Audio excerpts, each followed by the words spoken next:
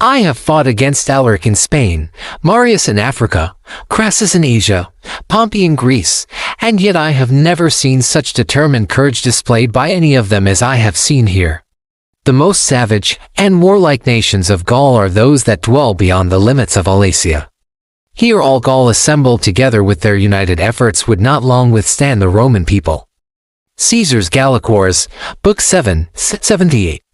From the beginning, Caesar knew that if he wanted to conquer Gaul, he would have to defeat Vercingetorix. For the past 2 years, the Gallic chieftain had proven himself to be a thorn in Caesar's side. After Caesar defeated and occupied northern and central Gaul, the Gallic tribes unified under Vercingetorix's banner. They made one last-ditch effort to defeat Caesar at the siege of Alesia. In September of 52 BC, Caesar's legions surrounded the Gallic oppidum of Alesia in what became known as the Battle of Alesia. Caesar meticulously built double walls around Alesia to keep the Gauls inside and anyone who tried to relieve them out. The battle is considered to be one of the greatest military achievements of the Roman Republic and is considered to be one of the best examples of siege warfare ever. Today, we will look at how Caesar built double walls to besiege Alesia and how his fortifications helped him achieve one of the greatest victories of his life.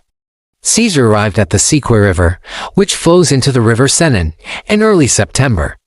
He found Vercingetorix's army camped nearby on the River Alesia's bank. According to Plutarch, when Caesar's cavalry approached, the Gauls left their camp and raced away without even drawing their swords.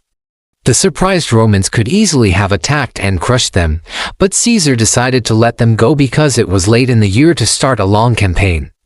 He decided instead to march to winter quarters, promising to return the next spring to crush Vercingetorix. But when spring arrived, the Gauls were prepared and defeated Caesar's forces. After several attempts to trap Vercingetorix's forces, Caesar managed to force him into the fortified town of Alesia. Now, Caesar's first challenge was to prevent anyone from reinforcing Vercingetorix's army. So Caesar ordered his men to build a series of entrenchments and ditches all around Alesia. These would prevent the Gauls from leaving the city. As the Romans worked tirelessly to complete the fortifications, the Gauls inside the city grew restless. Every night they snuck out and harassed the Romans. One night they even set fire to a large part of the Roman camp. While this was happening, scouts told Caesar that another Gallic army was approaching the city. It was Vercingetorix's relief force. Caesar now faced a serious problem. If the relieving force could get close enough to Alesia, Vercingetorix could escape, and the whole siege would be for nothing. So Caesar ordered that work be stopped on the main fortifications around Alesia, and that a second line of fortifications be built outside the first. Work was completed quickly and the fortifications were named a Contravallation, meaning counter-ramparts. The Contravallation was connected to the original fortifications by means of a trench and a series of small forts. This created a sort of donut shape around Alesia, with the Contravallation being the outer wall and the original wall being the inner wall. As work on the Contravallation was ending, the relieving force arrived. They had come from Gergovia, where Vercingetorix's wife and young son were staying. With them was a large number of non-combatants, merchants, traders, and civilians. All told, Caesar estimated there were around 250,000 men, most of whom were armed. Caesar divided his army into 3 groups. One group, composed of 6 legions, guarded the fortifications. Another, composed of 4 legions, was held in reserve and would be used to reinforce the front line if needed. The third group, consisting of 6 legions as well, was given to his subordinate commanders to harass the Gauls outside the fortifications. Meanwhile, Caesar stayed behind with the reserves, expecting the relief force to attack. On the first day, the Gauls did not attack. Instead, they sent ambassadors to parley. When Caesar refused to speak with them, they rode back to their camp. On the second day, the Gauls attacked in full force. Their plan was to distract the Romans guarding the fortifications by attacking the front line while their main force attacked the Contravallation. Unfortunately for them, their attack failed. The Romans easily beat them back and chased them back to their camp. During the night, Caesar moved some of his men from the right wing of the fortifications to the left, expecting the Gauls to attack there the next day. In the morning, the Gauls launched their attack, but it was weaker than the day before. The Romans beat them back again and killed their leader, Contravallation. Enraged by their failure, the Gallic leaders decided to make one final push. They regrouped their forces and attacked again that evening. To his surprise, Caesar was forced to use 2 of his legions to stop the Gallic attack. The rest of his commanders were having little trouble holding off the Gauls, but Caesar knew that his men would soon be exhausted and the Gauls would renew their attack. He needed help, so he called for reinforcements. Hearing that their commander was in trouble, 2 of Caesar's legions rushed to his aid. The Gauls, seeing more Romans coming, panicked. They thought these must be elite troops chosen by Caesar to stop them once and for all. And they were right. With 8 legions, Caesar was able to end the Gallic threat. He personally led a group of cavalry that charged the Gallic camp, forcing them to abandon it. Soon after, the Gauls broke and ran for the hills. Thousands fell victim to Roman arrows, while others drowned trying to escape across the Sequana River. Only a few managed to escape to tell Vercingetorix the bad news. Meanwhile, things were looking bleak inside Alesia. Since the beginning of the siege, the Gauls had been trapped inside. Unable to leave the city, the Romans cut off water from the aqueducts. Food and other supplies became scarce. Some Gauls were already starving to death. Others fled to the countryside and turned themselves over to the Romans in exchange for food. Vercingetorix had no choice but to surrender Alesia, along with the other Gallic towns, to the Romans. With this victory, Caesar had broken the Gallic resistance and effectively conquered Gaul. Over the course of the war, Caesar's total casualties from all causes was roughly 400,000, mostly from disease and starvation. He captured or enslaved an unknown amount of Gauls, though he granted them citizenship after making them swear fealty to Rome. The fortifications built around Alesia were incredible works of engineering. Together they were roughly 25 miles long. Along the inner wall, Caesar's men dug a wide and deep trench, then filled it with spikes and pointed stakes. The trench was covered with a mound of earth, hiding the stakes from view. On top of the mound, they built a low wall. This prevented the Gauls from mining under the wall. At equal distances along the wall, they built towers from which archers could shoot. To protect the towers, the Romans built half-round bulwarks of earth. In the center of each bulwark, they placed a covered gate. Outside the wall was a broad and deep ditch, so wide that the Romans built bridges over it. That way, if the Gauls tried to cross it and attack, the Romans could pull the bridges up, trapping them in the ditch. The Romans also built traps to fool the Gauls. They buried sharpened stakes in the ground and laid branches across them, making it look like a bridge.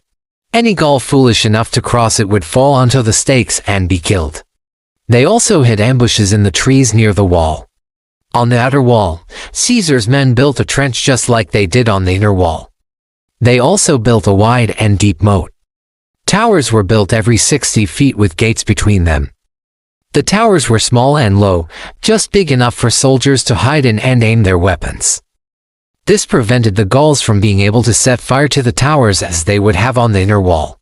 Caesar wanted the outer wall to be as strong as possible because he expected the relief force to attack it. Unlike the inner wall, the outer wall was straight and flat. There were no round bulwarks because the flat surface would offer more protection from incoming projectiles. Though Caesar had studied siegecraft extensively, he didn't invent everything he used at Alesia. Much of what he used he learned from his predecessors. He even admitted it himself, saying, "We adopted all the different kinds of machinery which had been devised by the engineers of the Republic." Caesar also had a gift for recognizing talent and was not afraid to put talented individuals in charge, even if they were younger than him. Quintus, the man who designed the fortifications around Alesia, was probably one of these individuals. He had served under other generals before Caesar and was considered brilliant at what he did. When Cassius Dio wrote his Roman history, he wanted to include a copy of Quintus's work. Unfortunately, none of the copies survived, so we do not know who built the fortifications around Alesia. If you like this video, check out my latest one on Hannibal's invasion of Italy. Thanks for watching. What is up, guys? I'm here with a video about Julius Caesar and his campaign in Gaul. If you like this kind of content, please consider liking the video and subscribing for more content. It really helps me out. In the summer of 52 BC, Julius Caesar laid siege to the Gallic oppidum of Alesia, the most important town in the region. But the siege was meticulously planned down to the smallest detail. He even thought what would happen if he defeats the Gallic army outside in its relief attempt and built fortifications accordingly. Caesar and his legionaries besieged Alesia and built huge lines of fortifications that stretched over 30 miles around the city. That required thousands of soldiers to construct them, plus another 20,000 to 25,000 men who were needed to guard these works. And it still stands as one of the largest siege operations in ancient history. Caesar surrounded the town with two concentric lines of fortifications, which we call the Circumvallation and the Contravallation. These were specifically designed to keep the enemy contained and to stop any hope of escape. The inner line, called the Circumvallation, was about 11 Roman miles or about 16.7 kilometers long. It was built at some distance from the town walls, leaving space between the fortifications for troops and supplies. This distance from the walls prevented the defenders from bombarding the Romans with artillery, but also provided enough room for the Romans to construct all the necessary facilities for a prolonged siege. The circumvallation consisted of multiple segments that followed the natural contours of the hilly terrain. It had 23 redoubts or towers at regular intervals along the line, which were connected by trenches and battlements. Every second tower had a pair of turrets so that defenders could see both to the right and to the left of their position. Additionally, the towers helped to support the troops defending the wall during construction and later when manning the wall during the siege. Between each pair of towers, there were trenches, moats, some of which were filled with water, palisades, battlements, some equipped with archers and slings, and other auxiliary structures such as covered fighting positions, subterranean passages, and numerous traps, including sharpened stakes and pits concealed with branches and leaves. All these defensive features were designed to keep the defenders inside the town confined and to prevent any sortie by the Gauls. The Romans also built several gates into the circumvallation to allow passage through the wall. These gates were placed opposite the main entrances of the oppidum, allowing Caesar's troops to more easily enter and leave the site. Each gate was guarded by sentries and a barrier was constructed across the inner side of the gate, forming a vestibule where troops could assemble before passing through the gate. The purpose of these vestibules was to protect the gates from battering rams and other siege engines used by the attackers. During the siege, the Romans also built multiple supply and storage buildings within the circumvallation. They constructed barracks for the infantry and stables for the horses. In addition, they built workshops and storehouses for storing supplies and equipment. But the Romans knew that the Gallic tribes outside the town would come to relieve the town. So Caesar ordered another outer line of fortifications to be built. This fortification line stretched for about 14 miles or 21.3 kilometers and was called the Contravallation. Its purpose was to prevent any attack on the Roman army itself by the large Gallic relief force while also enabling Caesar to eventually cut off Vercingetorix's escape. The Contravallation consisted of a trench and a rampart with towers, similar to the circumvallation.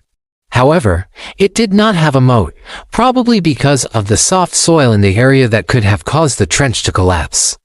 The Contravallation had 6 gates, one at each of the main points of the compass and one facing south and north, along with a 7th gate that connected it to the circumvallation.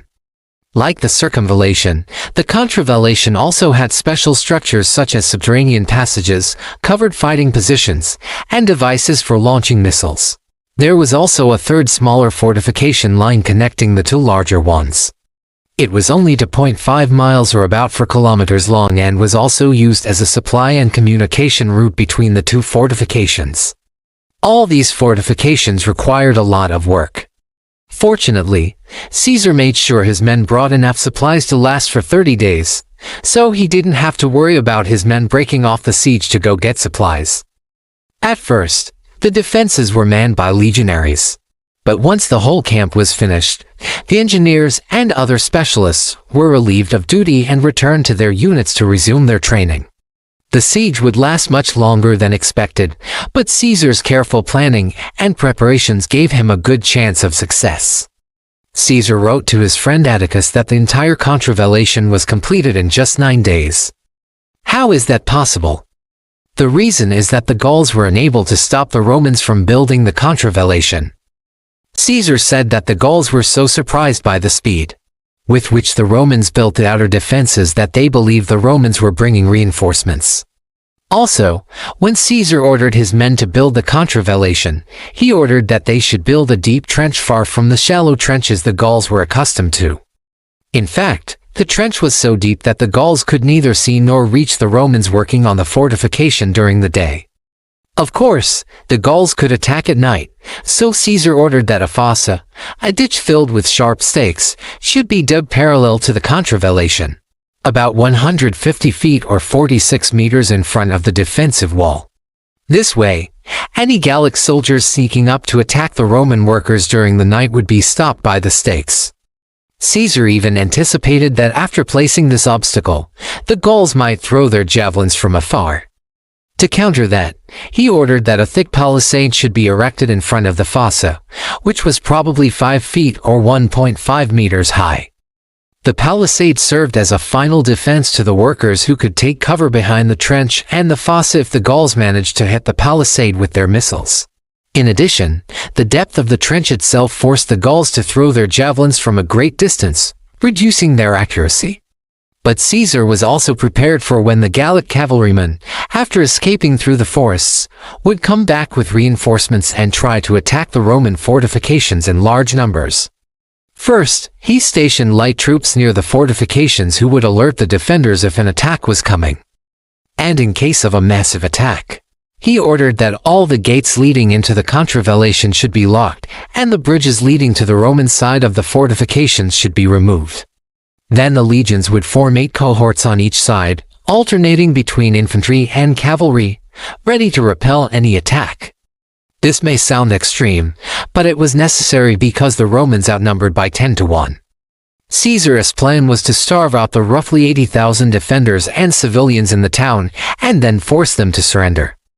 Once the fortifications were complete, Caesar maintained constant pressure on the defenders by having them bombarded with projectiles from ballista and catapults, which deterred any breakout attempt. After 3 weeks, Caesar's army was reinforced by 2 legions under the command of his lieutenant, Lucius Afranius. After they arrived, Caesar ordered that the fortifications be further strengthened and that watchtowers be added to the top of the Circumvallation. One day, the Gauls decided to make a sortie. However, they were repelled and took heavy casualties. As the defenders became increasingly desperate, their attacks grew bolder, but they continued to be thwarted by the Roman fortifications. Finally, after 4 months, Vercingetorix surrendered Alesia with its vast army and stores. The Romans had lost only about 2,000 men during the siege, while the Gauls lost about 300,000 men either killed in battle or starved to death. The next day after the fall of Alesia, a large Gallic relief force arrived. Caesar realized that the Gauls outside wanted to attack the Romans, so he took advantage of his fortifications to lure them in. He set up a camp outside the Contravallation, pretending that his army was weak and defeated, and left the gates of the Contravallation open. The unsuspecting Gauls entered the trap, thinking they would find an easy victory. But instead, they found themselves trapped by the fortifications. Caesar attacked the Gauls and defeated them. Their leaders, Arcado and Vercingetorix, were killed. Caesar's careful planning and attention to detail were critical to the success of the siege. By constructing extensive fortifications, anticipating enemy movements, and utilizing terrain to his advantage, he was able to effectively trap Vercingetorix's forces and defeat the Gallic relief army. The victory at Alesia marked a decisive Roman triumph in Gaul and contributed significantly to Caesar's reputa. as a military genius. Thanks for watching. Give a thumbs up if you liked it. Thanks.